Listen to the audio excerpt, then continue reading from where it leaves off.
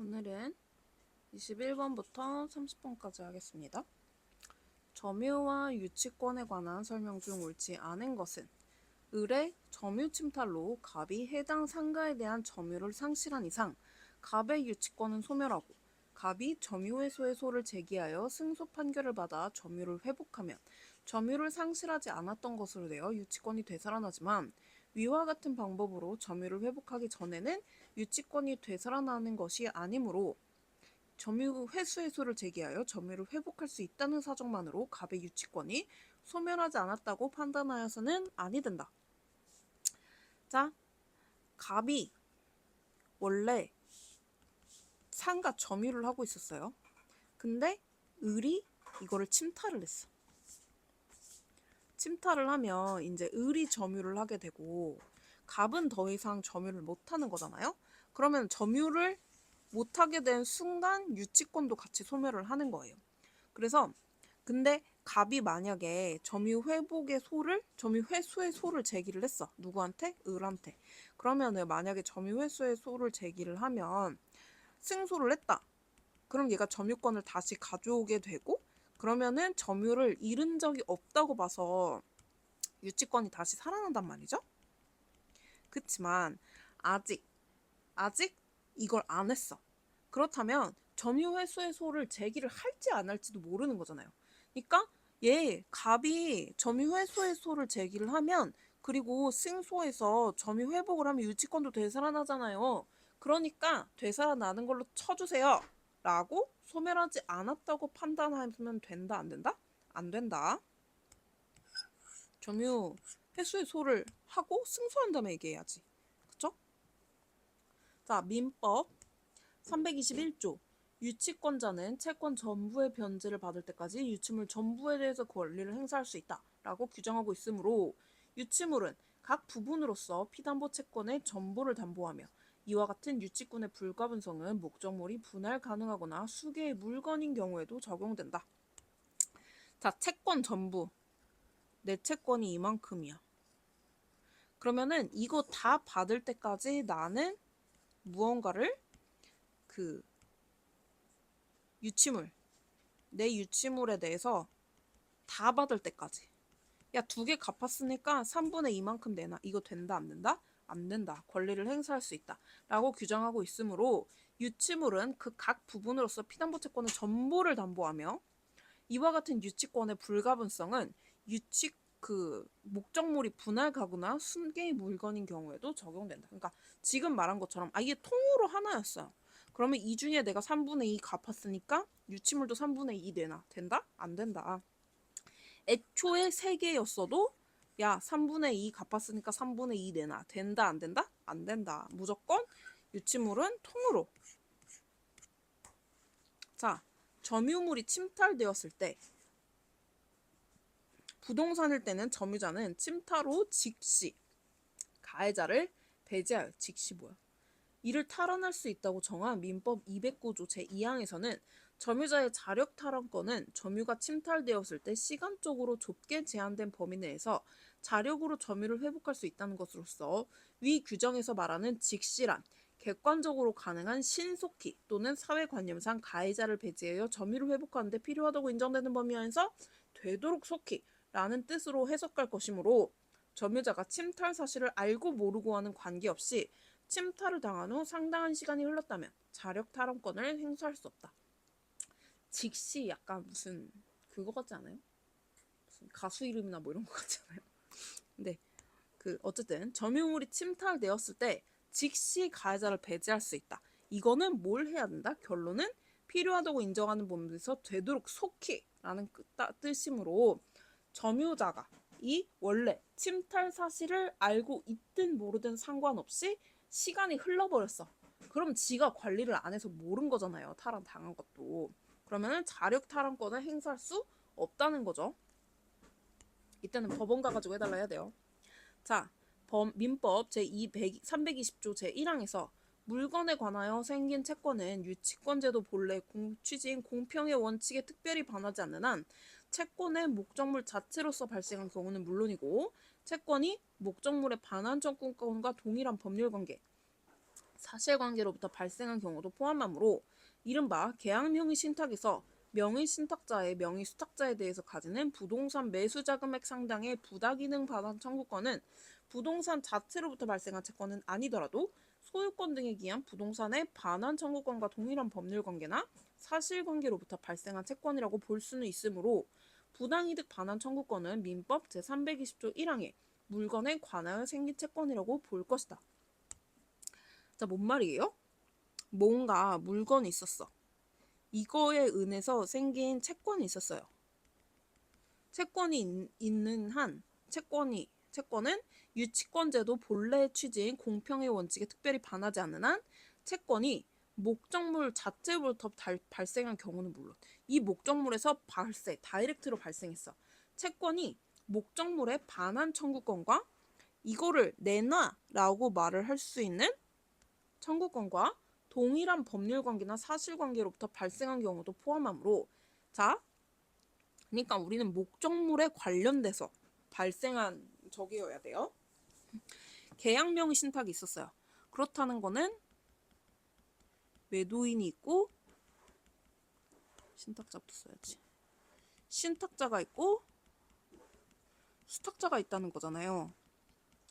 자, 그러면은 명의 신탁자가 명의 수탁자에 대해서 뭘 가질 수 있어요? 수탁자가 어쨌든 야, 네 이름으로 좀 하자. 이렇게 해가지고 결국에는 얘는 이름을 자기 이름으로 올리고 자기 이름으로 계약을 해야 되니까 신탁자한테 돈을 받았을 거란 말이죠. 그러니까 부당이득 그 청구권을 가져요. 신탁자는. 그래서 부당이득 반환 청구권을 가지는데 부동산으로부터 발생한 채권은 아니더라도 얘네 둘이 계약을 했는데 얘가 가지고 있는 이 부동산으로부터 발생한 채권이냐는 거예요. 아니라는 거죠. 발생한 채권은 아니더라도 소유권 등에 기한 부동산의 반환 청구권과 동일한 법률 관계. 이게 부당이득. 야, 매수자금 내놔.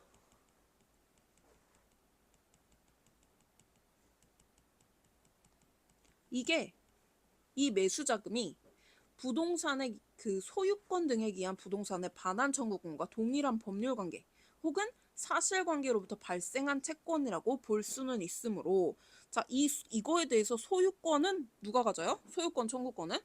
소유권 이전 등기 청구권은 일단 얘가 가지겠죠? 얘가 계약을 했으니까 그 부분에 대해서 얘가 이제 내가 실명의자로 어쩌고저쩌고 해가지고 대위에서 말소 청구도 할 수 있을 거고 뭐 그렇긴 할 텐데 지금 어쨌든 간에 이거는 동일한 그 부동산 소유권에 기한 부동산의 반환 청구권과 동일한 법률 관계나 사실관계로부터 발생한 채권이라고 볼 수 없어요. 그렇기 때문에 부당이득 반환 청구권은 그 물건에 관하여 생긴 채권이라고 볼 것이다. 결론은 이 부당이득 반환 채권 가지고 이거 가지고 유치권 행사할 수 있다 없다? 없다. 그쵸? 이건 그냥 이런 건 통으로 외워놔야 돼요. 그냥 이해를 잘 하자고 한번 저기를 하는 거지. 솔직히 이런다고 내 머리가 이해를 할까? 유치권은 타물권인 점에 비추어 볼 때 수급인의 재료와 노력으로 건축되었고 독립한 건물에 해당되는 기성 부분은 수급인의 소유를 할 것이므로 수급인은 공사대금을 지급받을 때까지 이에 대해서 유치권을 가질 수 없다. 저 맨 처음에 이게 진짜 이해가 안 됐거든요. 자, 도급인이 있고 수급인이 있어요. 도급인이 집 지어줘 라고 얘한테 지금 요청을 하는 거잖아? 그러면은 수급인의 재료랑 노력으로 일단 건축을 해요. 건축을 하고 독립한 건물에 해당하는 기성 부분은 수급인의 소유를 할 것이므로 만약 지붕은 아직 안 지었고 밑에 이만큼만 지었어요. 근데 이 부분은 독립한 건물에 해당나잖아요. 그러니까 기성 부분은 이거는 수급인 소유라는 거예요. 그래서 도급인이 있는데 이게 어떻게 수급인 소유지? 라고 생각을 했는데 어쨌든 돈을 아직 안 받았으면 이에 대해서 유치권을 가질 수 없다는 거죠. 왜? 내 거니까. 내 물건에 대해서 유치권을 행사할 수 없으니까. 그러니까 돈 받기 전까지는 수급인은 유치권. 그 부분에 대해서 공사대금 채권 가지고 유치권 행사할 수 있다 없다? 없다. 자, 이혼 내지 사실혼 관계 해소에 따른 재산 분할 청구에 관한 다음 설명 중 옳지 않은 것은 법률상 혼인 관계가 일방 당사자의 사망으로 인하여 종료된 경우에도 생존 배우자에게 재산 분할 청구권이 인정되지 아니하고 단지 상속에 관한 법률 규정에 따라서 망인의 재산에 대한 상속권만 인정된다는 점 등에 비추어 보면 사실혼 관계가 일방 당사자의 사망으로 인하여 종료된 경우 상대방에게 재산 분할 청구권이 인정된다고 할 수 없다. 자, 혼인 관계다가 당사자의 사망으로 종료를 했어요. 남편이나 와이프가 죽었어. 그러면은 생존 배우자에게 재산 분할을 해주세요. 이건 안 되죠. 재산 분할. 이미 죽은 사람한테 뭔 재산 분할을 해달래. 상속해주세요. 이것만 되잖아요. 그래서 상속권만 인정된다는 점 등에 비추어 보면 사실혼 관계가 일방 당사자의 사망으로 종료된 경우 재산 분할 청구권을 인정해 줄 수는 없다는 거죠. 그러니까 법적으로 이게 묶여 있어야 상속이라도 받을 수 있다는 거죠. 사실혼 관계자도 상속을 받을 수는 있지는 않나? 민법상, 헌법상 이게 다르죠. 이거는 이혼으로 인한 재산 분할 청구권은 협의 또는 심판에 의하여 구체적 내용이 형성되기까지는 범위 및 내용이 불확정하더라도 협의나 심판 절차가 개시된 이상 재산 분할 청구권의 존재 자체는 분명하다고 할 것이므로 이를 보존하기 위해서 채권자 대위권을 행사할 수 있다. 자, 채권자 대위권은 무조건 채권이 확정되어 있어야 돼요. 뭐 범위라던가 아니면은 금액이라던가 이런 게 확정되어 있을 필요까지는 없지만 어쨌든 그 발생은 확정되어 있어야 돼요. 근데 아직 이혼으로 인한 재산 분할 청구권이 협의 또는 심판에 의해서 구체적 내용이 형성되기까지는 범위 및 내용이 불확정하단 말이에요. 그러니까 얘가 막말로 재산 분할 청구권이 하나도 인정이 안 될 수도 있잖아요. 그런데 그거를 채권자 대위권을 해서 뭐 하냐고. 그쵸? 자, 협의 이혼을 예정하고 미리 재산 분할 협의를 한 경우 협의 이혼에 따른 재산 분할에 있어 분할의 대상이 되는 재산과 액수는 협의 이혼이 성립한 날을 기준으로 정리하여야 한다. 재산 분할 협의를 한 후 협의 이혼 성립일까지 기간 동안 재산 분할 대상인 채무의 일부가 변제된 경우 변제된 금액은 원칙적으로 채무액에서 공제되어야 한다. 이혼을 하기로 했어요. 협의 이혼. 요즘 이혼율이 엄청 높죠? 이혼을 근데 막 TV에서 나오는 거 보면 그렇게 살 거면 이혼하는 게 나을 것 같긴 해요. 물론 그 뭐 과장이나 뭐 이런 것도 굉장히 많겠지만 저 협의 이혼을 예정하고 우리 재산 분할 이렇게 하자. 남편이랑 작년에 싸우고 제가 이거를 한번 써본 적이 있거든요. 재산 분할 협의를 한 경우 협의 이혼에 따른 재산 분할에 있어서 분할의 대상이 되는 재산과 액수는 협의 이혼 성립날 기준으로 정해야죠. 그래서 재산 분할 협의를 하고 협의 이혼 성립일까지 기간 동안 협의 이혼 우리 하자라고 해서 시간이 지났어요. 그리고 진짜로 이제 이혼 신고를 하는 날이 됐어요. 근데 재산에 이제 소극재산, 적극재산이 있는데 어쨌든 채무도 있을 거 아니에요? 채무도 이렇게 나누자 했을 거란 말이에요. 근데 만약에 이때 채무의 일부가 변제가 됐어요. 이미 변제가 돼서 없어졌어. 그러면은 채무의 일부가 변제된 경우 변제된 금액은 채무액에서 공제되어야 하겠죠, 당연히. 뭐 이 부분에 대해서 아니 그 부분 네가 하기로 했으니까 너는 이만큼 다 내라고 이런 거 가지고 싸우면 된다 안 된다? 안 된다. 이혼은 상대방의 끝을 볼 수 있대요. 그래서 이혼을 하려면 소송 말고 꼭 협의로 하는 게 좋다고 하더라고요. 내가 사랑했던 사람의 완전 끝자락을 보고 싶지 않으면. 근데 뭐 다들 그거 싫어가지고 소송하겠어요? 안 되니까 하는 거겠지. 이혼 당사자 각자가 보유한 적극 재산에서 소극 재산을 공제하는 등으로 재산 상태를 따져본 결과 재산 분할 청구에 상대방이 그에게 귀속되어 있어야 할 몫보다 더 많은 적극 재산을 보유하거나 소극 재산 부담이 더 적은 경우에는 적극 재산을 분배하거나 소극 재산을 분담하도록 하는 재산 분할은 어느 것이나 가능하다고 보아야 하고 후자의 경우라고 하여 당연히 재산 분할 청구가 배척되어야 한다고 할 것은 아니다. 자, 이혼 당사자가 이혼을 했겠죠. 각자가 보유한 적극 재산, 소극 재산, 적극 재산, 소극 재산을 공제하는 등으로 재산 상태를 따져본 결과 재산 분할 청구의 상대방이 재산 분할을 얘가 청구를 했어. 청구에 얘가 상대방이죠. 그러면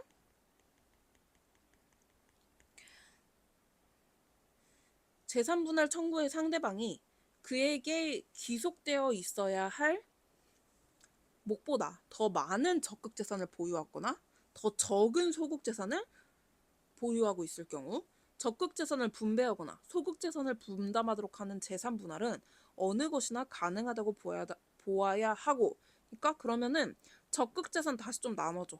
혹은 소극 재산 네가 좀 더 가져가. 이건 가능해야 되고, 후자의 경우라고 해서 당연히 재산 분할 청구가 배척되어야 한다고 할 것은 아니다.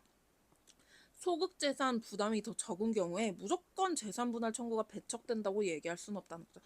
공평하게 가져가라 이거예요. 공평하게. 이혼하지 않은 당사자가 장차 협의상 이혼할 것을 합의하는 과정에서 이를 전제로 재산분할 청구권을 포기하는 서면을 작성한 경우 부부 쌍방의 협력으로 형성된 공동재산 전부를 청산 분배하려는 의도로 재산분할의 대상이 되는 재산액, 이에 대한 쌍방의 기여도, 재산분할 방법 등에 관하여 협의한 결과 일방이 재산분할 청구권을 포기하기에 이르렀다는 당의 사정이 없는 한 성질상 서용되지 아니하는 재산분할 청구권의 사전 포기에 불과할 뿐이므로 재산분할에 관한 협의로서 포기약정이라고 보면 안 된다. 이혼할 것을 합의하면서 나 재산분할 청구 안 할게. 포기하는 서면을 작성을 했어요. 안 할 테니까 제발 나 이것만 해줘. 이혼만 해줘. 막 이런 거. 쌍방이 협력으로 형성된 공동재산을 청산 분배하려는 의도로 재산분할이 대상이 되는 재산액, 쌍방의 기여도, 재산분할 방법 이런 거에 관해서 협의한 결과 일방이 재산분할 청구권을 포기하기에 이르렀다는 등의 사정이 없나요? 그러니까 뭐예요? 둘이서 같이 심사숙고해가지고 내가 재산분할 청구는 너한테 안 하는 게 맞는 것 같아. 이러한 결론에 이르렀다는 사정이 없는 한 함부로 재산분할 청구권 사전 포기라는 포기 약정으로 이제 함부로 이거를 그렇구나 포기하셨군요 이러고 판단하면 안 된다 이 말이겠죠?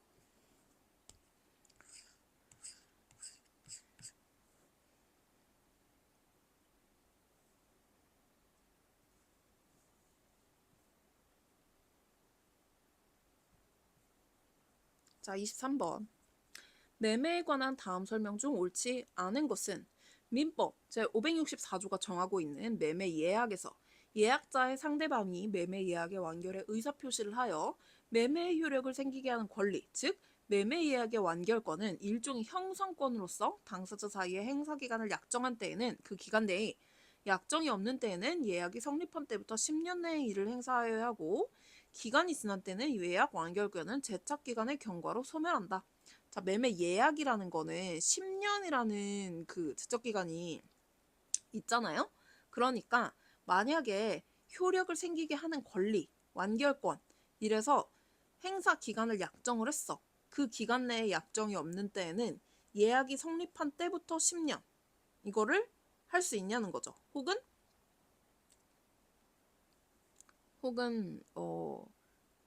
그거를 약정을 안 한 경우에는 어떻게 되냐는 거죠. 살짝 헷갈리는데.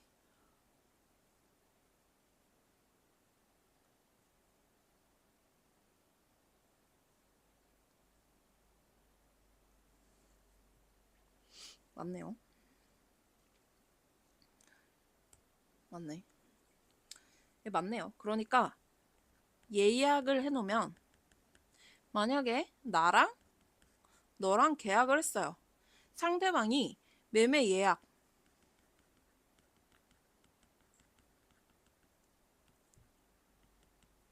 완결 이라는 건 매매 계약을 체결한다는 소리겠죠. 매매 예약의 효력을 생기게 하는 권리. 완결권은 일종의 형성권으로서 당사자 사이의 행사 기간을 약정한 때에는 이때부터 이때까지 완결권 행사에 하면은 이때부터 이제 저기가 되는 거고 10년의 기간이 저희가 되는 거고, 만약에 그런 게 아니라면 예약이 성립한 때부터 이때부터 10년을 본다는 거죠. 이 매매 예약에 관해서도 고등학교 그 수능이었는지 모의고사 지문이었는지 나왔거든요. 급식 같은 거. 급식 저희가 나왔더라고요. 만약 다음 학기 급식 그 업체에 대해서 우리 학교가 선정을 한다. 그러면은 당장 내일부터 와줘서 요리해주세요. 이렇게는 안 하잖아요. 그러니까 식자재 공급이라던가 뭐 이런 거 관련해가지고 뭐 한 학기 뭐 1년 뭐 이렇게 전에 저기를 하는데, 이제 그 부분에 대해서 예약 해가지고 이때까지 그러면은 내년 3월부터 이렇게 해주시고 뭐 이런 거, 그런 거가 나왔었어요. 상상도 못했었던. 상대방인 매도인이 매매 계약의 이행에는 전혀 착수한 바가 없는 경우에 매수인이 중도금을 지급하여 이미 이행에 착수하였더라도 상대방인 매도인으로서는 필요한 비용을 지출하는 등 예측하지 못한 손해를 입게 될 우려가 없다고 할 것이므로 매수인은 민법 제565조에 의하여 계약금을 포기하고 매매 계약을 해지할 수 있다. 이거 읽었을 때 작년에도 그렇고 이번에도 그렇고 뭐지 이 후레자식 같은 선지는? 라고 생각을 했어요. 너무 어이가 없잖아요. 그래갖고 한 2번 읽었던 거예요. 내가 읽은 게 맞나? 이러고. 자, 매도인이 있고 매수인이 있어요.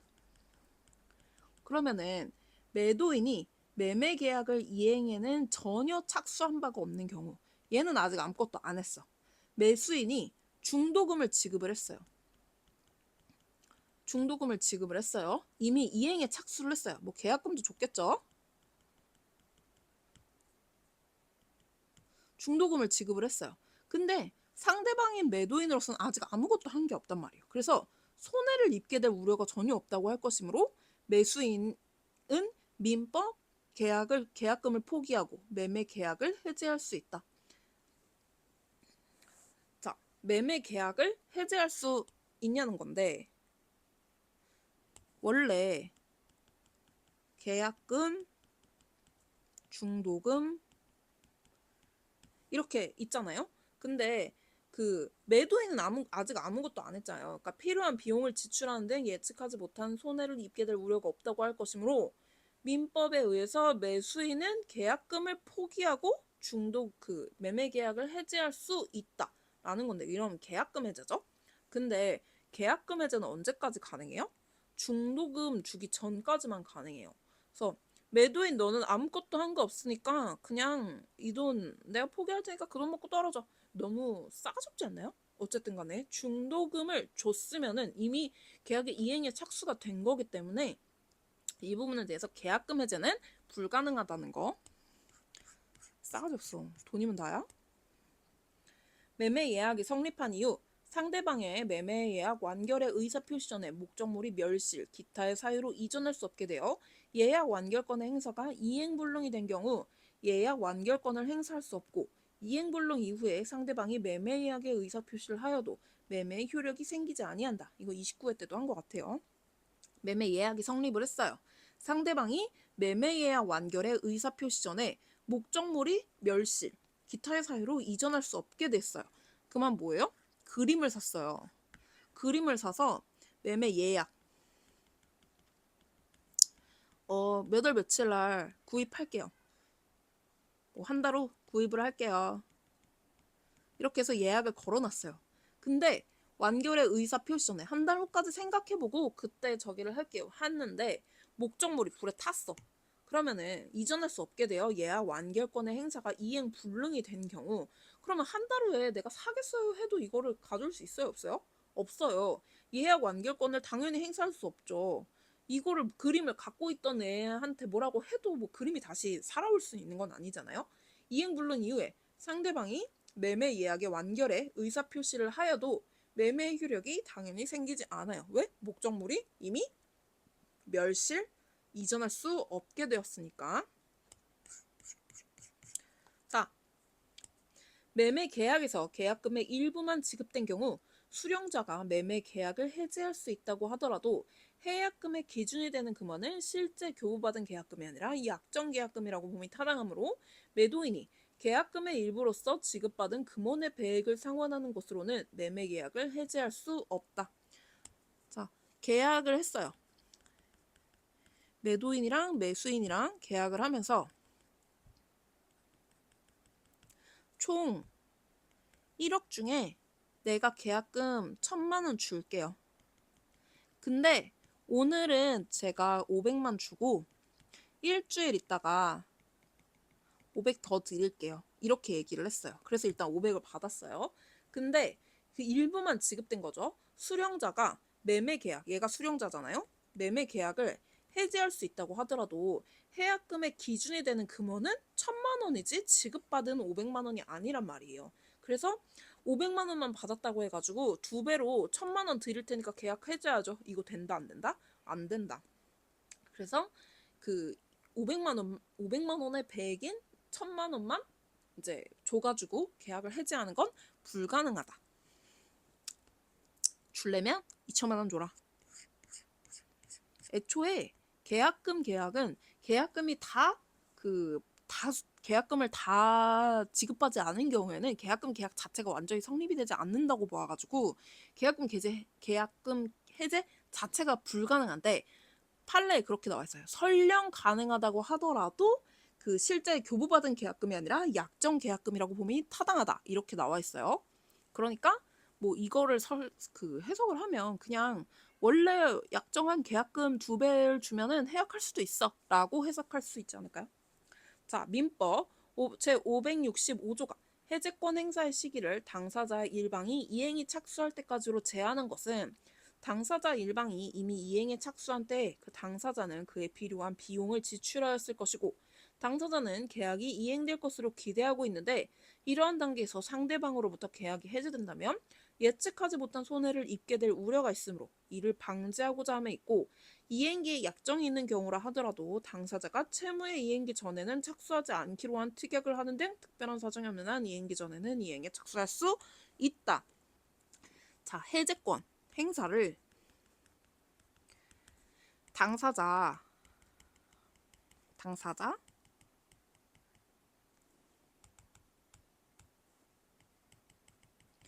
일방이 어쨌든 이행에 착수하기 전까지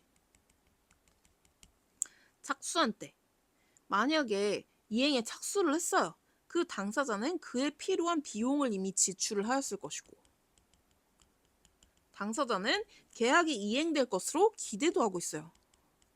근데 이러한 단계에서 그 해약해 라고 해제된다면 예측하지 못한 손해, 비용 지출이라던가 그리고 기대 수익이라던가 뭐 이런 거 방지하고자 함에 있고 이행에 약정이 있는 경우라 하더라도 몇 월 며칠부터 이행이 가능합니다. 뭐 이런 약정이 있는 경우라고 하더라도 이행이 전에 몇 월 며칠부터 이행이 가능합니다. 라고 말고 몇 월 며칠까지는 이행하면 안 됩니다. 라는 특약을 해놔야 이행기 착수 전에 이행기에 전에 이행에 착수를 못하는 거지. 그러지 않으면 이행기 전에 이행에 착수할 수 있다는 거죠. 자, 24번.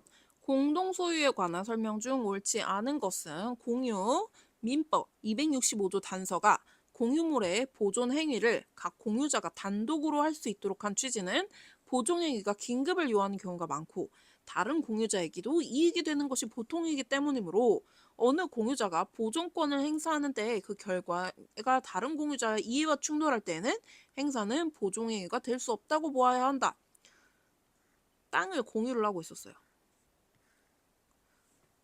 ABC가 공유를 하고 있었는데 지금 A가 어느 날 와서 보니까 여기를 D가 불법 점유를 하고 있는 거야.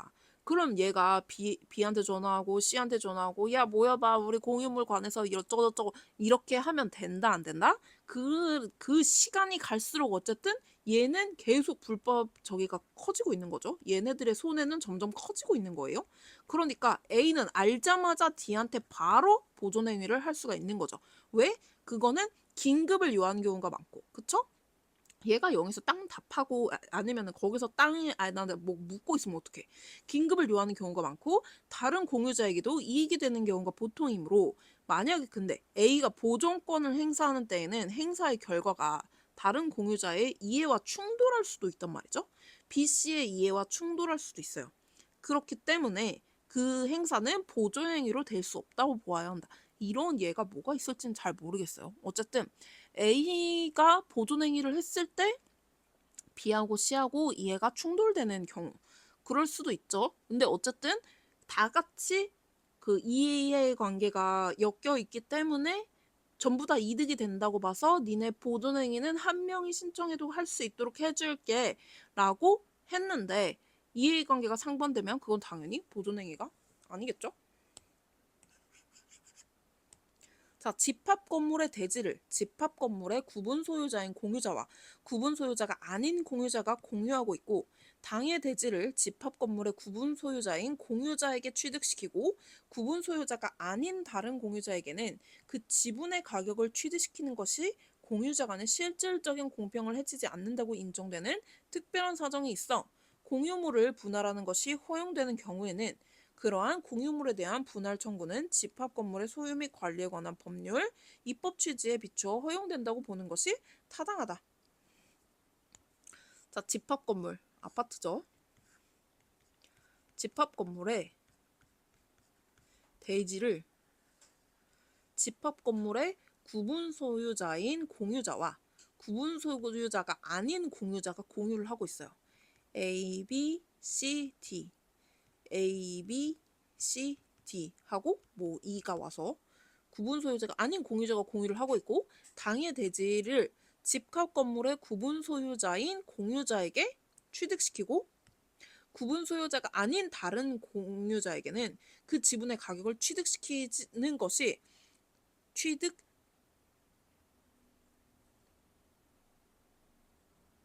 뭐야 공유자 간의 실질적인 공평을 해치지 않는다고 인정되는 특별한 사정이 있어 그와 같이 공유물을 분할하는 것이 허용되는 경우 그러한 공유물에 대한 분할 청구는 집합 건물의 소유 및 관리에 관한 법률에 대해서 된다고 보는 것이 타당하다. 왜 여기서 허용되고 있으니까 공평을 해치지 않으니까. 자, 합유물 가운데서도 조합 재산의 경우 처분 변경에 관한 행위는 조합의 특별 사무에 해당하는 업무 집행으로서 조합 재산 그쵸? 조합은 이제 한 덩어리로 보라고 그랬잖아요. 그래서 민법 706조 제2항이 민법 제272조에 우선하여 적용되므로 조합재산의 처분 결정은 업무 집행자가 없는 경우 조합원의 과반수로 결정하고 업무 집행자가 수인이 있는 경우에는 업무 집행자의 과반수, 업무 집행자가 1인만 있는 경우 업무 집행자가 단독으로 결정한다. 자, 이거는 되게 1인만 있는 경우? 단독? 여기서 되게 많이 낚였어요, 저는. 근데 맞다는 거죠. 업무 집행자가 없으면 조합원들끼리 다수결로 결정을 하고 집행자가 수인이 있는 경우에는 그 수인 중에 다수결로 결정하고 업무 집행자가 1인만 있는 경우에는 어쨌든 단독으로 결정하라는 거죠. 왜냐하면 그런 뭐 저기가 권한이 있는 거니까.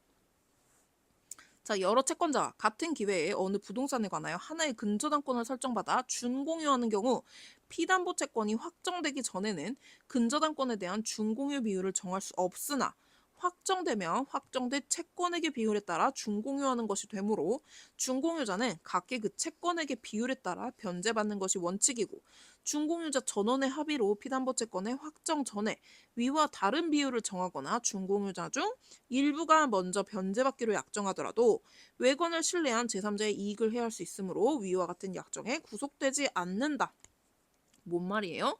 근저당권자는 근저당권이 뭔지는 계속 설명했죠. 어쨌든 내가 원래 1억이 필요한데 1억 2천을 이제 근저당으로 저기를 하면 받았다가 갚았다가 받았다가 갚았다가 받았다가 갚았다가 언젠가 이렇게 완료가 되는 날 이때가 확정되는 날이잖아요. 그래서 근저당권이 확정되기 전까지는 근저당권을 여러 채권자가 근저당권을 설정을 받았어요. 그러면 근저당권을 준공유하는 상태가 되는데 근데 확정되기 전에는 비율을 정할 수가 없어요. 이때는 비율을 정할 수가 없어요. 근데 확정되면은 비율 설정이 가능해요.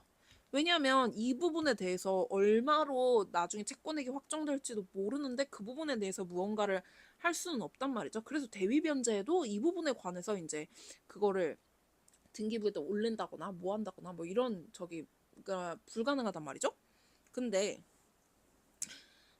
준공유 비율을 정할 수 없으나 확정되면 근저당권을 이제서야 준공유하는 것이 된단 말이죠.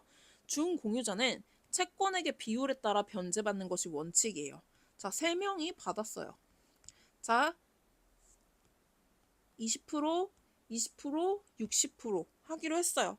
변제받는 것이 원칙이고 설령 준공유자 전원의 합의로 피담보 채권의 확정 전에 위와 다른 비율을 정하거나 야, 네가 고생했으니까 네가 50 받아. 우리가 25씩 받을게. 이러고 만약에 설정을 해놨다. 일부가 먼저 혹은 야, 네가 먼저 변제 받아.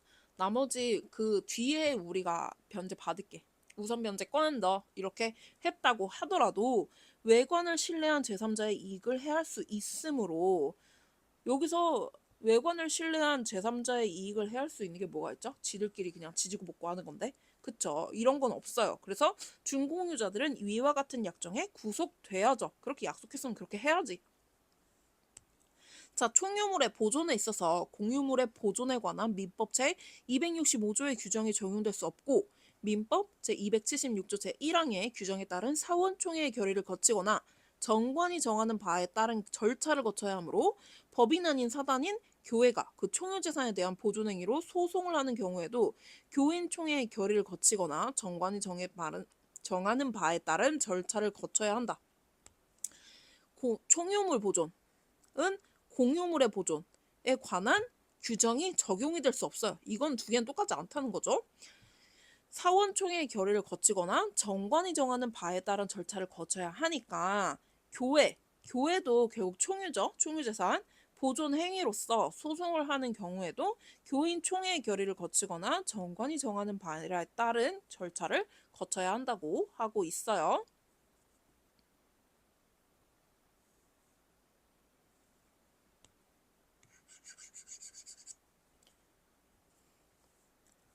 자, 그 다음 법률 행위 취소에 관한 설명 중 옳지 않은 것을 모두 고른 것은 민법 제109조 제1항 단서는 의사표시 착오가 표의자의 중대한 과실로 인한 때에는 의사표시를 취소하지 못한다고 규정하고 있는데 위 단서 규정은 표의자의 상대방의 이익을 보호하기 위한 것으로 상대방이 표의자의 착오를 알고 이를 이용한 경우에도 착오가 표의자의 중대한 과실로 인한 것이라면 표의자는 의사표시를 취소할 수 없다. 자, 표의자는 의사를 표시한 사람이죠.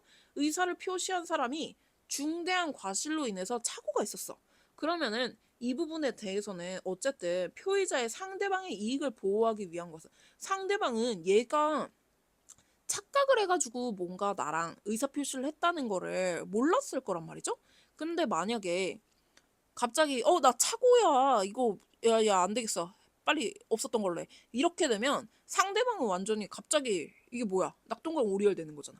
그러니까 이 사람의 이익을 보호하기 위해서였단 말이죠. 근데 만약에 상대방이 얘가 착각했다는 걸 알고 있었어.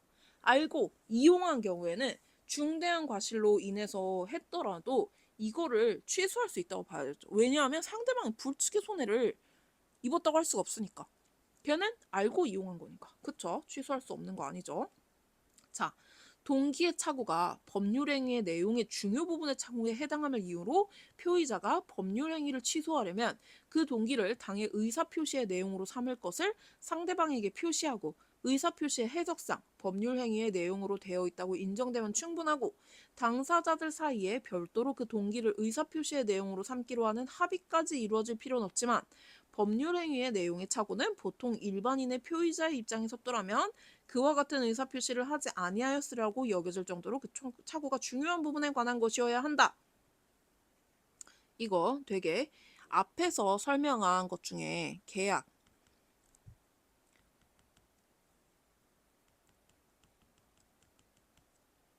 해제 그 합의 해제 계약 있었잖아요. 여기서 이 조건에 대해서 별도로 이제 별도로 합의까지 이루어질 필요는 없지만 어쩌고저쩌고 이런 말 나왔잖아요. 이거 여기서 가지고는 페이커 같아요. 페이커 지금 경기하고 있는데 화이팅. 법률행위의 내용의 중요 부분의 착오에 해당함을 이유로 표의자가 만약에 법률행위를 취소를 해요. 동기를 당의 의사표시의 내용으로 삼을 것을 상대방에게 표시하고 의사표시의 해석상 법률행위의 내용으로 되어 있다고 인정되면 충분하고 별도로 그 동기를 의사표시의 내용으로 삼기로 하는 합의까지 이루어질 필요는 없다. 자, 계약서를 써요. 계약서에 정말 이거 1억이에요? 저 살래요. 이렇게 했어요. 근데 동기의 착오, 내용의 중요 부분의 착오, 해당함을 이유로. 근데 표의자가 법률 행위를 취소하려면 저 1억 있어요 라고 했어요.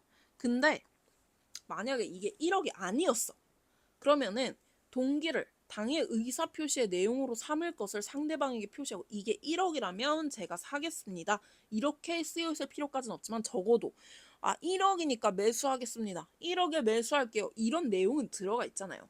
그러니까 법률 행위의 내용으로 되어 있다고 인정되면 충분하고 당사자들 사이에 이 동기를 의사표시의 내용으로 삼기로 하는 합의까지 이루어질 필요는 없어요.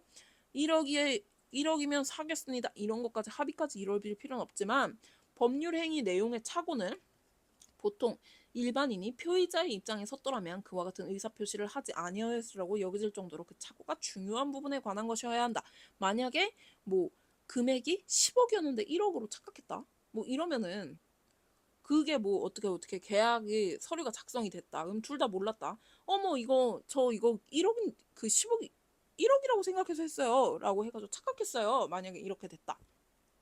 그러면은 그 부분에 대해서는 헷갈렸구나 이런 젠장 이렇게 하고 하는데 그와 같은 의사표시를 하지 아니하였으라고 여겨질 정도로 착오가 중요한 부분. 일반인이면 10억을 1억으로 보고 나 1억밖에 없는데 10억짜리 계약하겠어요? 안 하겠죠. 그러니까 일반인이 봤을 때도 당연히 이거는 계약 안 해야지 라고 보는 걸로 해야 된다. 맞죠? 자, 제한 능력자의 법률행위는 취소할 수 없고 취소된 법률행위는 처음부터 무효인 것으로 보므로 제한 능력자가 취소된 법률행위로 수령한 급부는 상대방에게 부당이득으로 전부 반환되어야 한다. 전부 반환되어야 하나요? 현존하는 거 아니야?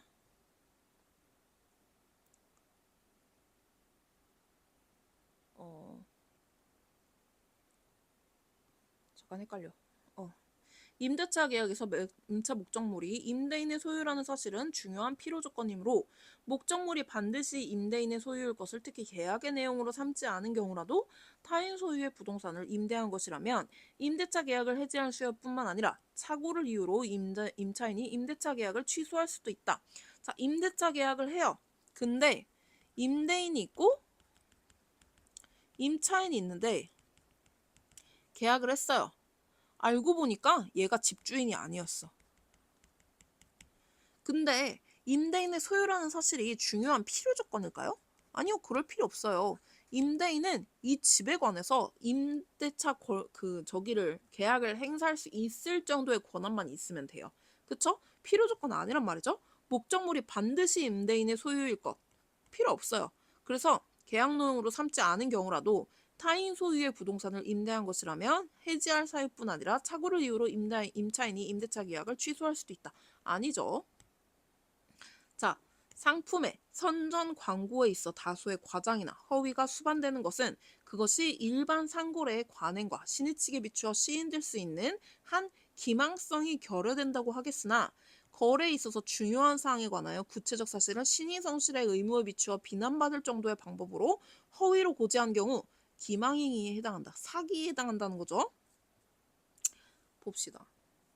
틀렸고 맞았고 틀렸고. 자, 옳지 않은 거 고르는 거죠. 기억, 리을 일단 틀렸어요. 근데 기억, 리을이 있는 게 이거밖에 없네요. 그럼 디귿도 틀렸다는 거죠. 그쵸? 전부 아니에요. 현존이겠죠. 저 맨날 이런 식으로 풀었나 봐요. 이거 제대로 기억이 안 나는 거 보니까.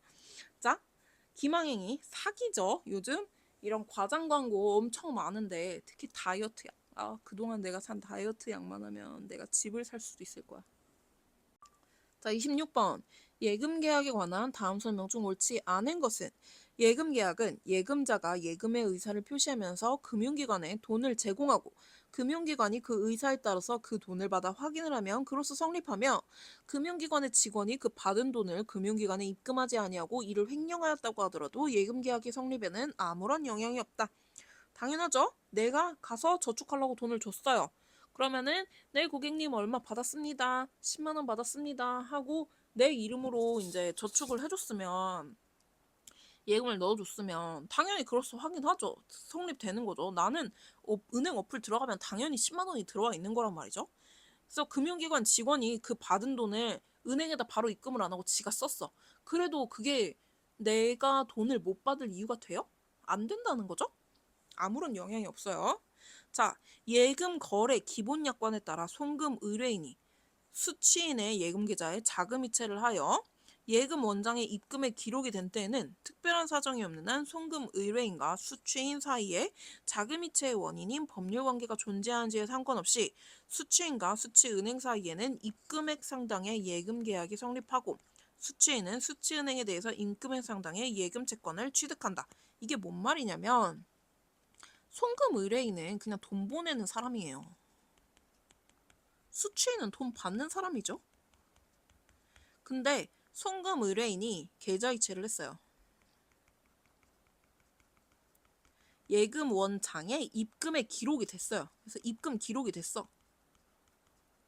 특별한 사정이 없는 한 송금 의뢰인과 수취인 사이에 자금이체의 원인인 법률 관계가 존재하는지에 관계없이, 그러니까 이유가 이씨 계좌이체 됐느냐, 즉 제대로 된 사람한테 계좌이체가 됐느냐에 랑 상관이 없이 어쨌든 송금 의뢰인과 수취인 사이에 관계없이 수취인과 수취은행 사이에는 예금 계약이 성립을 한다는 거죠. 왜? 어쨌든 잘못 넣었어도 얘 계좌번호로 넣었잖아요. 그럼 얘 계좌로 들어가야지. 성립하고 수취인은 수취은행에 대해서 입금액 상당의 예금 채권을 취득한다. 어쨌든 예금 그 통장 안에 어쨌든 돈이 들어간다. 이 소리예요. 자, 출금 계좌의 예금주가 수취인 앞으로의 계좌 이체에 대하여 지급 지시를 하거나 수취인의 추심 이체에 관하여 출금 동의들을 한 바가 없는데도 은행이 기와 같은 지급 지시나 출금 동의가 있는 것으로 착오를 일으켜 출금 계좌에서 예금을 인출한 다음 수취인의 예금 계좌에 입금하여 기록이 완료된 때에도 수취인과 수취은행 사이에는 입금액 상당의 예금 계약이 성립하고 수취인은 수취은행에 대하여 입금액 상당의 예금 채권을 취득한다. 자, 예금주가 있어요. 수취인 앞으로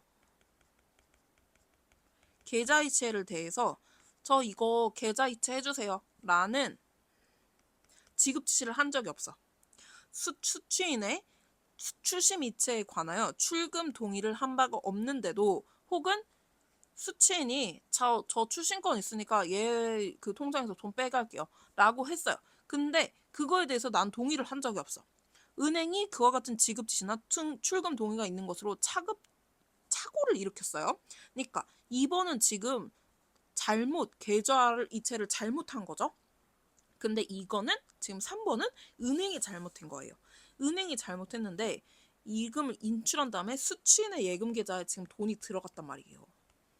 그 기록이 완료가 됐어요. 그리고 수취인과 수취은행 사이에는 어쨌든 예금 계약이 성립하고 수취인은 수취은행에 대해서 입금액 상당의 예금 채권을 취득한다. 어쨌든 기록이 완료되면 누가 잘못했든지 간에 어쨌든 수취인은 예금 채권을 취득한다 라는 거죠.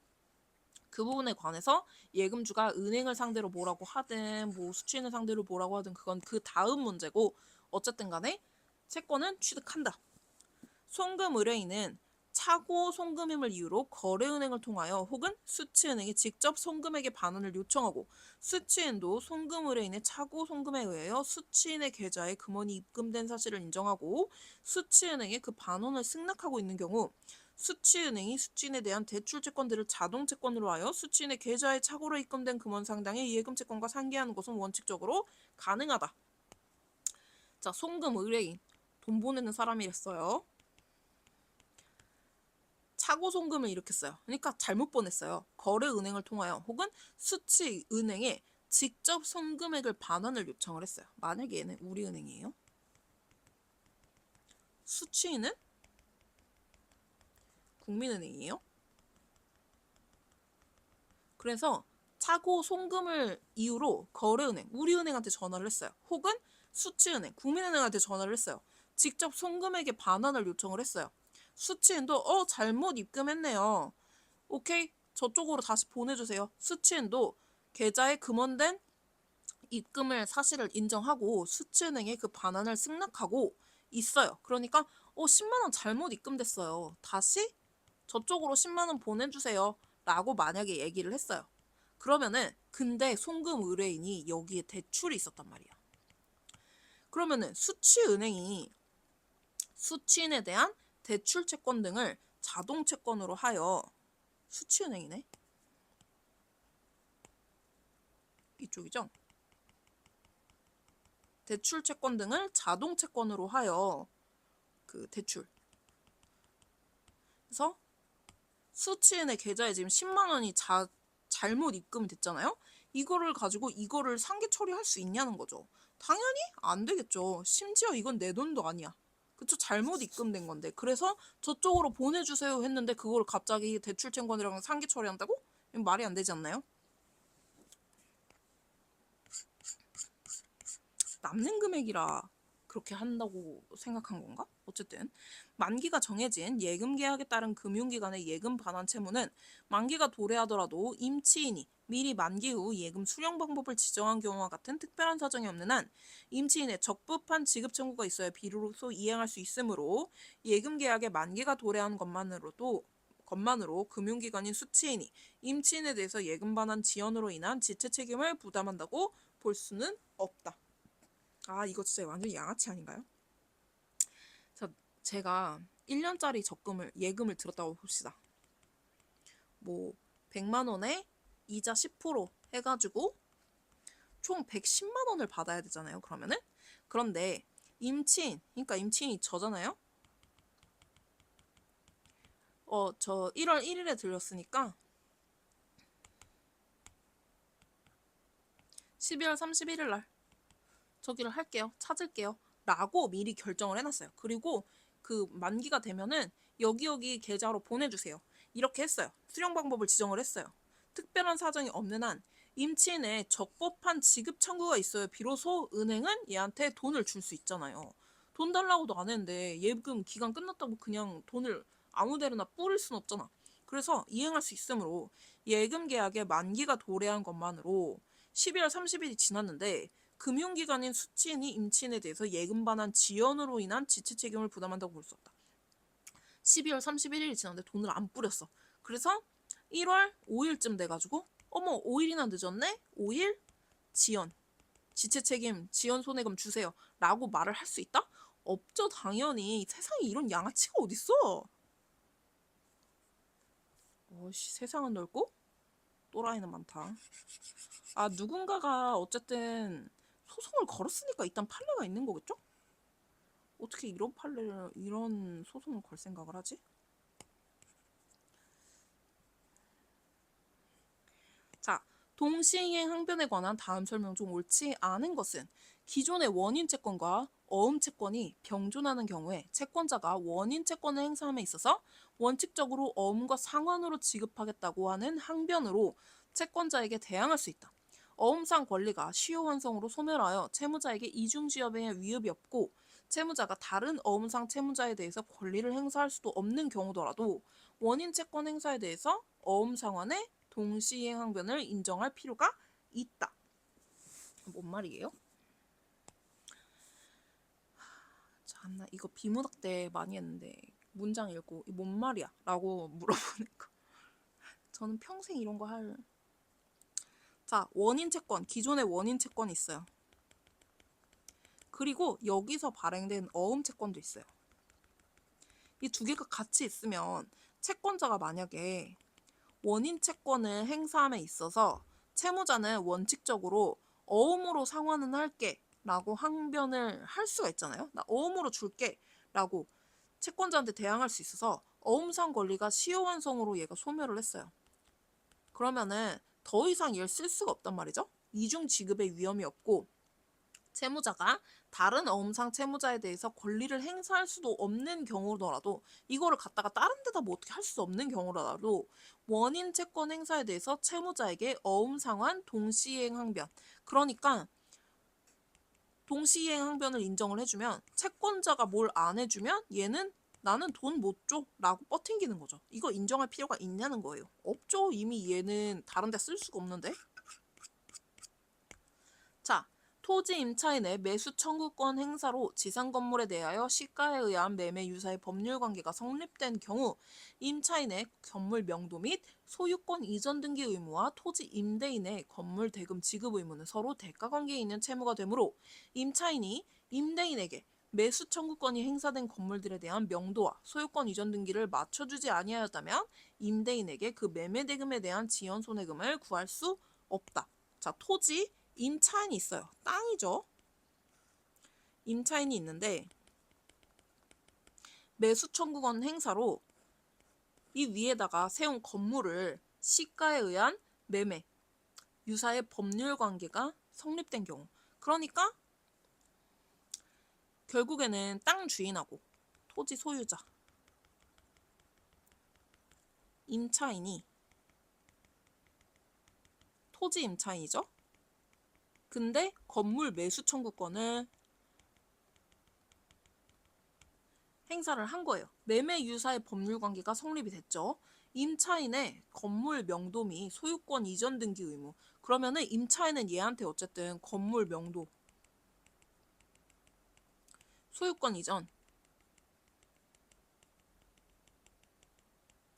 의무가 있고 얘는 뭐 해줘야 돼요? 건물 대금 지급을 해줘야죠. 서로 대가 관계에 있어요. 채무가 되므로 임차인이 임대인에게 매수 청구권이 행사된 건물들에 대한 명도, 소유권 이전 등기를 맞춰주지 아니하였다면 임대인에게 그 매매 대금에 대한 지연 손해금을 구할 수 없다. 이게 뭔 말이에요? 두 개는 동시이행 항변이다 라는 얘기죠. 이거 동시이행 항변이네. 아우씨.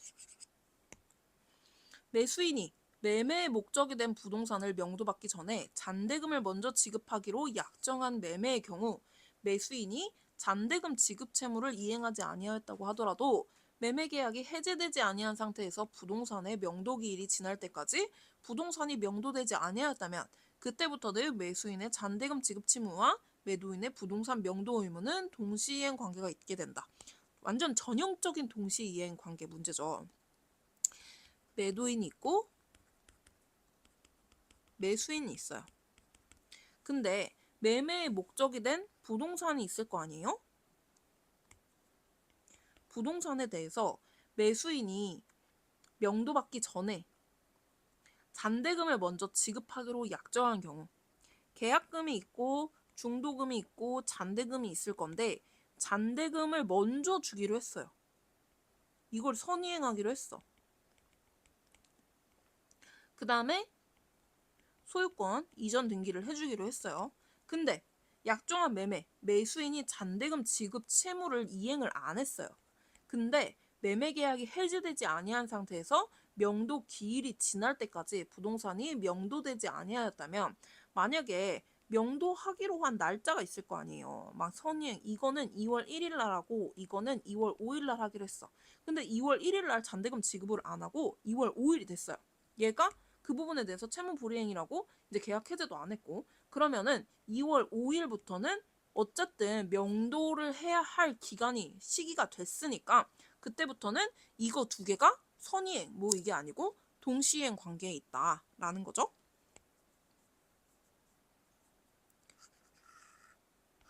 애플펜슬 펜촉이 거슬려요. 동시행의 항변권은 상대방의 채무이행이 있기까지 자신의 채무이행을 거절할 수 있는 권리이므로 매수인이 매도인을 상대로 매매 목적 부동산 중 일부에 대해서만 소유권 이전 등기 의무를 구하고 있는 경우에도 매도인은 특별한 사정이 없는 한 매매 잔대금 전부에 대해서 동시이행의 항변권을 행사할 수 있다고 할 것이다. 자, 동시이행 항변권은 상대방의 채무 이행이 있기까지 자신의 채무 이행을 그냥 다 거절할 수가 있어요. 그래서 매수인이 매도인을 상대로 야, 목적 부동산 중에서 부동산이 만약 2개라고 치자고요. 그러면은 이 부분만 나 일단 소유권 이전을 해줘 하고 있는 경우에도 매도인은 특별한 사정이 없는 한 돈 다 줘 일단 라고 얘기를 할 수 있다. 전부에 대해서. 그쵸? 저 이거 옛날에 당연히 일부 아니야? 라고 생각했다가 틀렸던 기억이 있습니다. 자, 항변권이 부착되어 있는 채권을 자동 채권으로 하여 타의 채무와 상계를 허용한다면 상계가 일방의 의사표시에 의하여 상대방의 항변권 행사의 기회를 상실케 하는 결과가 되므로 이와 같은 상계는 그 성질상 허용할 수 없다. 이거 어제도 했었던 것 같은데 어쨌든 자동 채권이 있어요. 수동 채권이 있어요. 여기에 근데 항변권이 부착이 되어 있어요. 동시이행 항변권이 있다. 그러면은 내가 만약에 저거랑 상계 처리해주세요. 퉁칠래요. 라고 하면은 얘는 만약에 항변권을 쓸 수 있는 기회를 아예 써보지도 못하고 날려버리는 거잖아요. 그래서 기회를 상실하게 되는 결과가 되므로 이와 같은 상계는 성질상 허용할 수 없다. 동시행 항변권, 뭐 사정 구상권 이런 거 붙어있는 거는 자동채권으로 할 수 없어요. 저 솔직히 수동채권, 자동채권이 세상 제일 오랫동안 헷갈렸던 것 같아요. 수동채권은 약간 이게 열쇠를 넣어서 돌려야 이게 문이 열리는 거잖아요. 그래서 문이 열리는데 이거는 수동은 내가 직접 돌려야 돼. 직접 돌려야 내가 상계를 하겠다고 열쇠를 돌려야 수동이 되는 거고 자동. 저쪽은 채권이 내가 저기 한 대로 따라서 그냥 돌아가는 거니까 얘는 그냥 자동이라고 저는 외웠는데 이것도 무지하게 헷갈리더라고요. 자, 28번. 민법 문제 진짜 솔직히 인간적으로 너무 길지 않아요? 지친다 진짜. 자, 신의칙과 권리남용에 관한 설명 중 옳지 않은 것은 계속적 보증계약에서 보증인은 변제기에 있는 주채무 전액에 대해서 책임을 지는 것이 원칙이고 다만 보증 당시 주채무의 액수를 보증인이 예상하였거나 예상할 수 있었을 경우 예상 범위로 보증 책임을 제한할 수 있으나 예상 범위를 상회하는 주채무 과다 발생의 원인이 채권자가 주채무자의 자산 상태가 현저히 악화된 사실을 잘 알거나 중대한 과실로 알지 못한 탓으로 이를 알지 못하는 보증인에게 아무런 통보나 의사타진도 없이 고의로 거래 규모를 확대함에 연유하는 등 신의 측에 반하는 사정이 있는 경우에 하나여 보증인의 책임을 합리적인 범위 내로 제한할 수 있다. 이것도 양아치죠. 자, 보증계약을 했어요. A가 갑이라고 하죠. 갑이 A한테 돈을 빌렸어요. 근데 보증인은 을이 보증을 했어요. 변제기에 있는 주채무 전액의 책임을 지는 것이 원칙이에요. 1,000만 원을 빌렸어. 그러면은 을은 1,000만 원 전체에 대해서 책임을 지는 것이 원칙이에요. 보증 당시 주채무의 액수를 보증인이 예상하였거나 예상할 수 있었을 경우에만 계속적 보증계약이니까 지금 저기가 채무가 늘어날 수도 있는 거잖아요. 그래서 예상할 수 있었을 경우 그 예상 범위로 보증 책임을 제한할 수 있으나 만약에 1,000만 원인데 저기가 돈을 안 갚으면 뭐 얼마씩 해가지고 돈이 늘어나. 그래서 맥시멈 1,500만 원이야. 뭐 이렇게 해서 예상할 수 있었어. 그러면은 을은 1,500만 원까지는 오케이 콜 하는 거잖아요. 근데 예상 범위를 상회하는 주채무의 과다 발생의 원인. 근데 갑자기 어느 날 봤더니 3,000만 원인 거야. 뭐야 3,000만 원 했는데 채권자가 주채무자의 자산 상태가 현저히 악화된 사실을 잘 알거나 얘가 거의 파산 직전이야.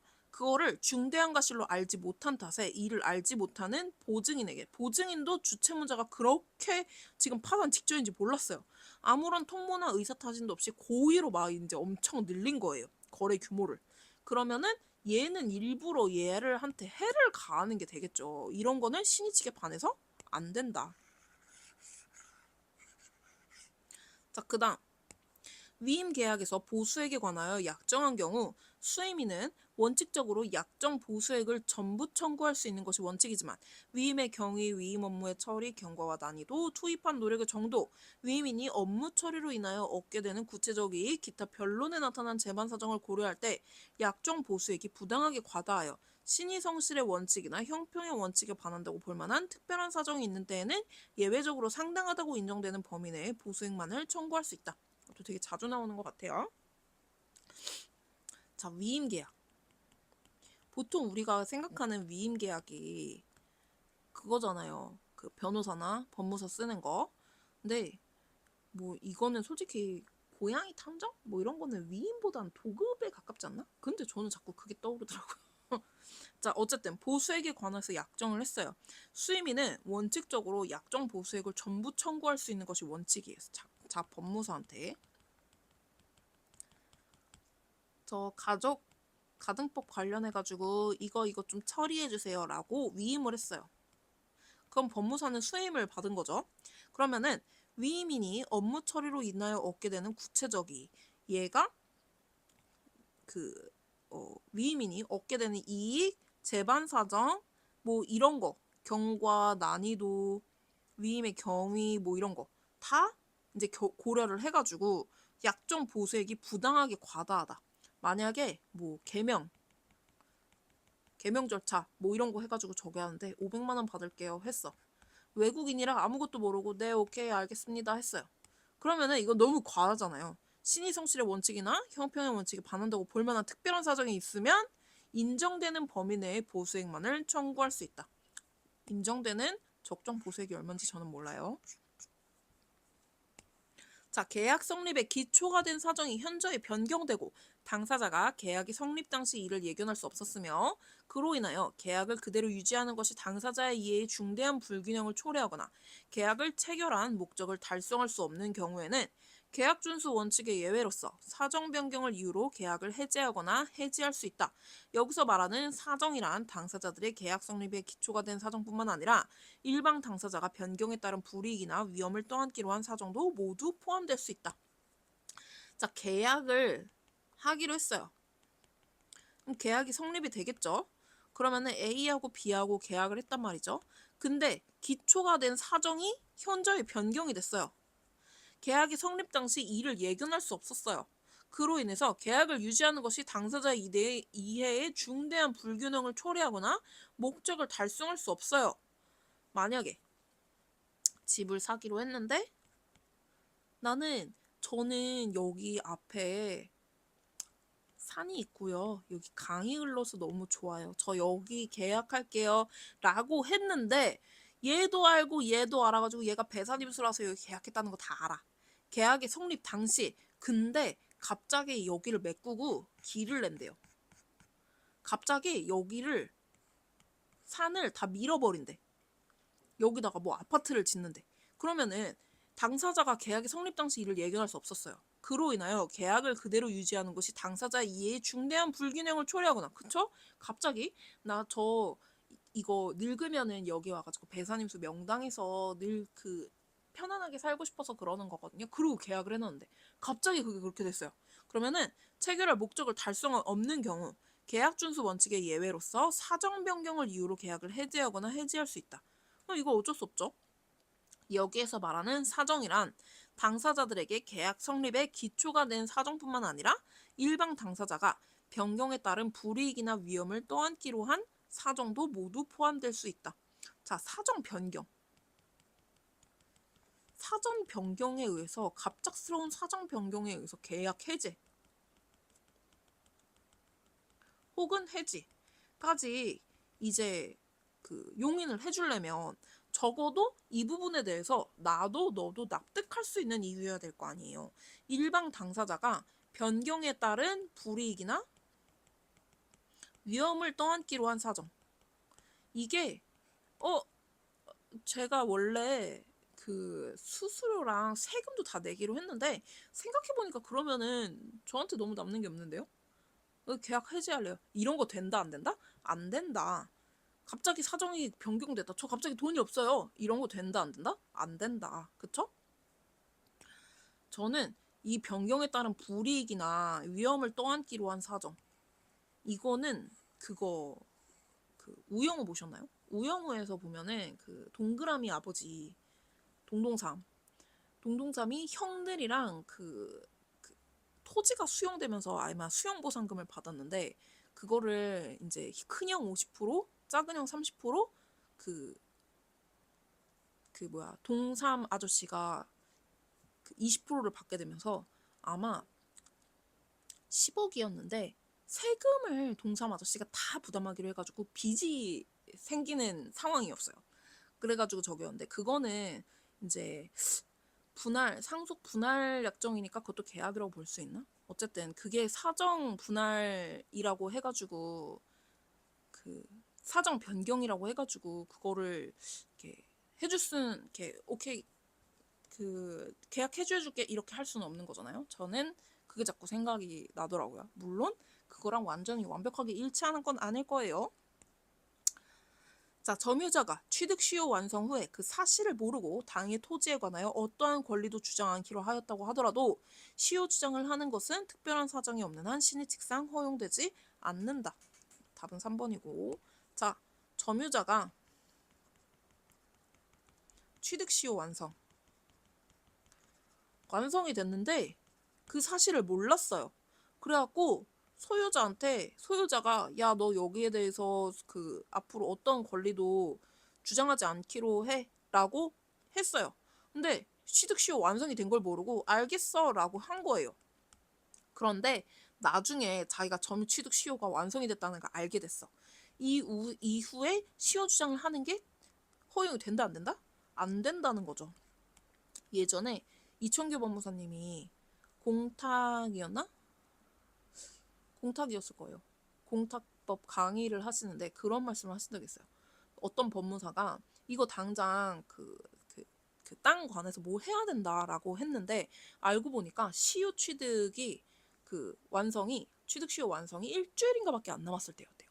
근데 법무사가 그걸 모르고 이제 그 권리를 뭐 이 부분에 대해서 이렇게 저렇게 하는 바람에 그 취득 시효 완성이 날아간 적이 있다고 하더라고요. 그때 엄청 쇼킹해가지고 아직도 기억합니다. 정확한 내용은 기억이 안 나요. 어쨌든 법무사가 멍청하면 서로 둘 다 힘들다 뭐 이런 내용이었어요. 그러니까 여러분 공부 열심히 해라 뭐 이런 내용이었어요. 상속인 중에 1인이 피상속인의 생존 시에 피상속인에 대하여 상속을 포기하기로 약정하였다고 하더라도 상속 개시 후 민법이 정하는 절차와 방식에 따라 상속 포기를 하지 아니한 이상 상속 개시 후에 자신의 상속권을 주장하는 것은 정당한 권리 행사로서 권리 남용에 해당하거나 신의 측에 반하는 권리 행사라고 할 수 없다. 자, 상속인 여러 명이 있었어요. 1인이 피상속인 생존 시에 아버지가 있었어. 피상속인에 대해서 상속 포기를 약정을 했어요. 근데 아버지가 돌아가셨어. 그럼 이제 상속이 되겠죠. 그러면은 상속 개시 후 절차와 방식에 따라 상속 포기할게요 라고 정본을 저기를 받지 않았어요. 그러면은 상속 개시 후에 자신의 상속권을 다시 주장하는 게 권리남용에 해당한다 안 한다? 안 한다. 정당한 저기에 따라서 상속 포기를 하지 않는 이상 상속 포기 약정을 했다 그래가지고 그게 야, 너 상속 포기 약정했었잖아 라고 할 수 있다 없다? 없다.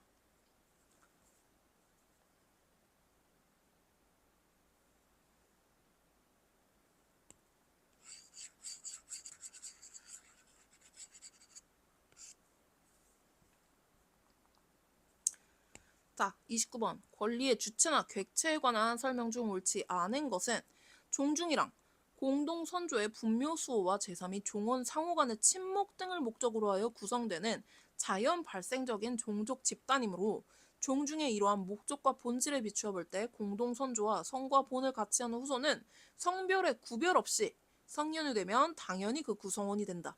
민법 781조 6항에 따라 자녀의 복리를 위하여 성과 본을 변경할 필요 있어서 성과 본이 모의 성과 본으로 변경되었을 경우 성년인 그 자녀는 모가 속한 종중의 공동선조와 성과 본을 같이 하는 후손으로서 당연히 종중의 구성원이 된다. 종중이라는 게 되게 종갓집? 그거잖아요? 솔직히 종갓집 아니면 종중이라는 거에 대해서 그렇게 막 신경 쓸 일이 있나? 저는 그런 거 몰라요. 저희 집은 그런 거랑 저기가 거리가 먼 집안이라. 어쨌든 공동 선조의 분묘수호 제사 및 종원 상호 간의 친목에서 구성되는 자연 발생적 종족 집단이잖아요. 그래서 성별의 구별 없이 성년이 되면 이라고 돼 있죠. 이거 저번에 법회인가 법원인가 어디서 출생으로 나왔었어요. 되게 어이없었어요. 당연히 그냥 넘어갔는데 출생 나중에 오답하면서 보니까 출생이더라고요. 출생이 아니고 성년이 되면 그 성의 구성원이 되는데 자녀의 복리를 위해서 그러니까 뭐 이혼을 했든지 뭐가 됐든지 뭐 그렇게 됐겠죠. 엄마 이름으로 엄마 성으로 이름을 바꿨어. 그러면은 모의 성과 본으로 변경되었을 경우 나는 당연히 엄마의 종 중에 나도 같이 소속된다는 소리죠. 자, 사단법인의 사원총회 결의는 민법 또는 정관의 다른 규정이 없으면 사원 과반수의 출석과 출석사원 결의권의 과반수로서 하는데 각 사원의 결의권 행사에 관한 의사의 진정성을 담보하기 위해서 결의권을 서면으로 행사하는 것은 금지되나 대리인을 통해 결의권을 행사하는 것은 허용된다. 서면도 돼요. 서면을 안 되는 건 뭔 저기야. 진정성 담보하려면 대리인도 안 돼야지. 자, 의사능력이란 자기 행위의 의미나 결과를 정상적인 인식력과 예기력을 바탕으로 합리적으로 판단할 수 있는 정신적 능력이나 지능을 말한다. 의사능력 유무는 구체적인 법률 행위와 관련하여 개별적으로 판단해야 하고 특히 어떤 법률 행위가 일상적인 의미만을 이해해서 알기 어려운 특별한 법률적 의미나 효과가 부여되는 있는 경우 의사능력이 인정되기 위해서는 행위의 일상적인 의미뿐만 아니라 법률적인 의미나 효과에 대해서도 이해할 수 있어야 한다.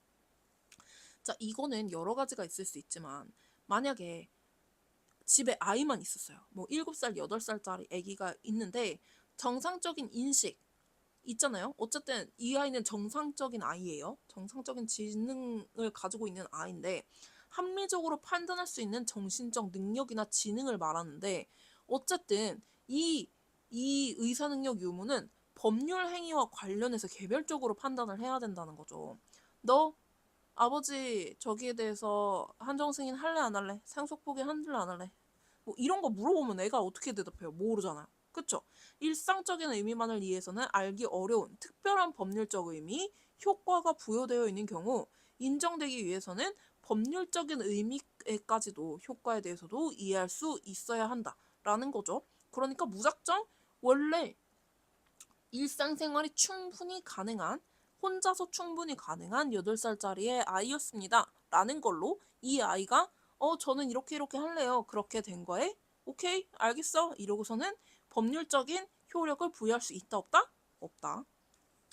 법인의 불법 행위 능력을 규정한 민법 35조에서 말하는 이사 기타 대표자는 법인의 대표기관을 의미하는 것이고 대표권이 없는 이사는 법인의 기관이긴 하지만 대표기관이긴 아니기 때문에 그들의 행위로 인하여 법인의 불법 행위가 성립하지 않는다.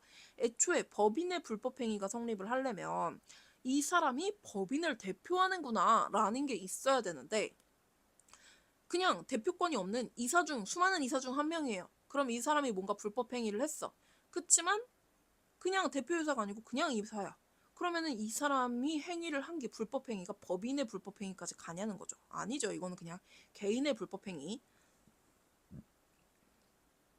오, 심지어 이 사람이 그 회사 이름 대고 뭔가를 했다면 배임 횡령, 사기 뭐 여기까지 갈 수 있겠죠.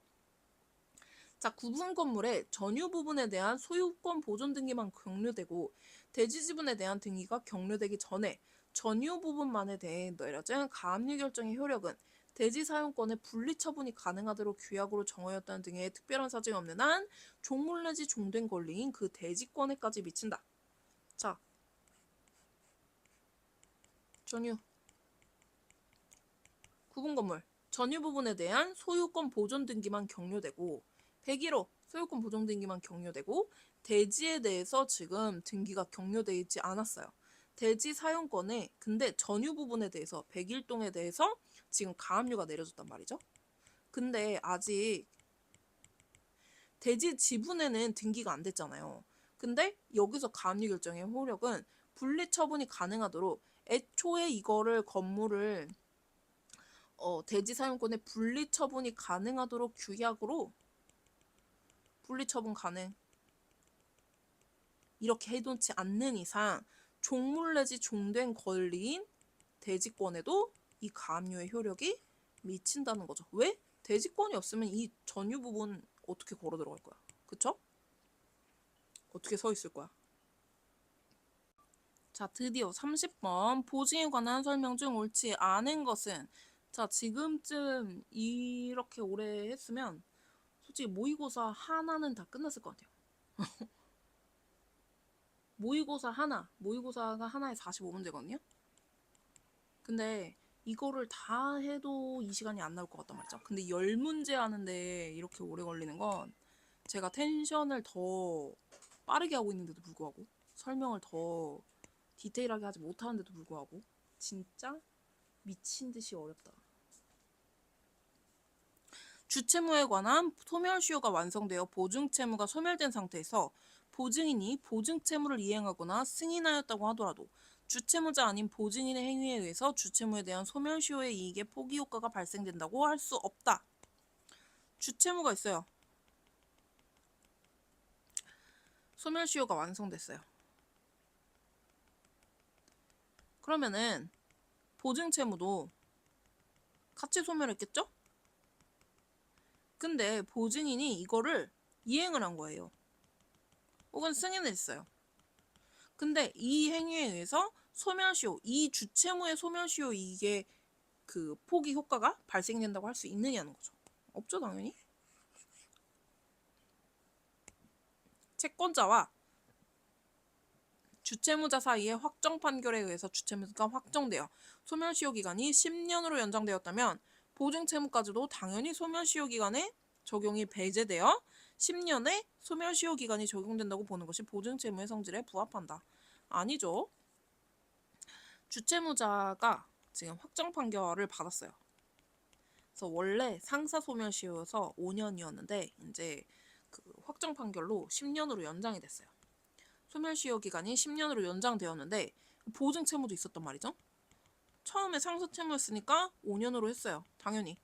근데 단기 소멸시효 적용이 배제되어 갑자기 얘도 10년으로 느냐는 거죠. 아니죠. 얘도 계속 그 연장이 됐어도 얘는 5년으로 돼요.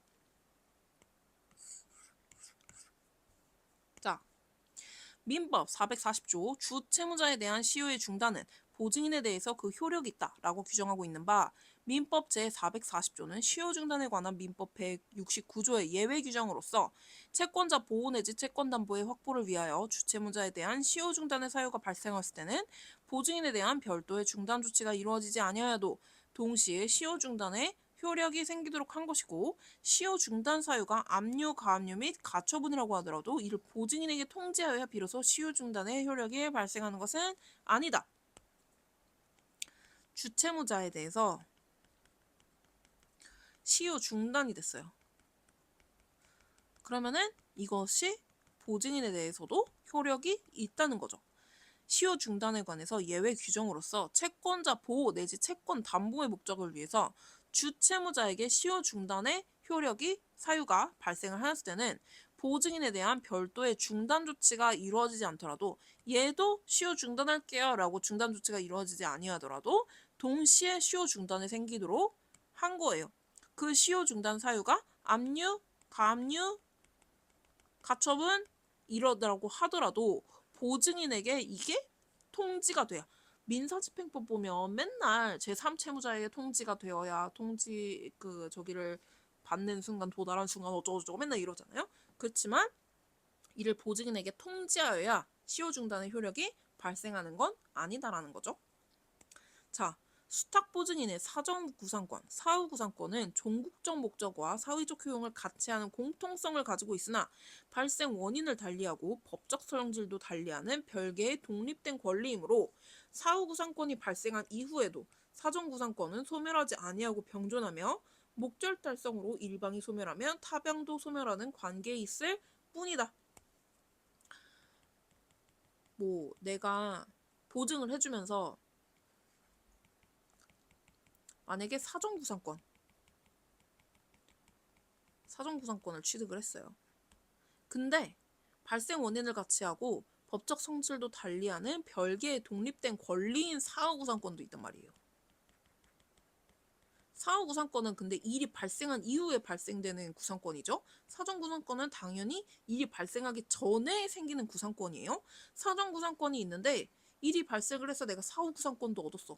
두 개는 생긴 것도 비슷하잖아요? 그러니까 글자 생긴 것도 비슷하니까 두 개의 그 사회적 효용이나 종국적 목적은 똑같지만 그 발생 원인이 다르죠. 그쵸? 사전이냐 사후냐 법적 성질도 달라요. 그래서 독립된 별개의 권리예요. 그래서 사후 구상권이 발생한다고 사후전 구상권이 없어지는 거 아니고 얘는 얘대로 얘는 얘대로 존재하는데 뭐에서 먼저 이제 저기를 받느냐 변제를 받느냐에 따라서 이제 누가 소멸하느냐 이거의 차이가 있는 것 뿐이죠. 왜냐하면 둘 다 목적과 효용이 같은 거니까 하나라도 변제 받으면 둘 다 없어질 수 있어요. 자, 어느 연대채무자나 어느 불가분 채무자를 위하여 보증인이 된 자의 다른 연대채무자, 다른 불가분 채무자에 대한 구상권에 관한 규정인 민법 제447조는 연대채무자 모두를 위하여 물상보증인이 된 자가 연대채무자 1인에 대하여 구상권을 행사하는 경우에는 적용될 여지가 없다. 자, 연대채무자.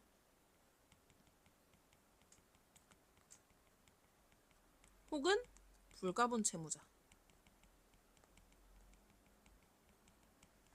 위에서 보증인이 된 자의 다른 연대채무자. 연대채무자. 불가분 채무자.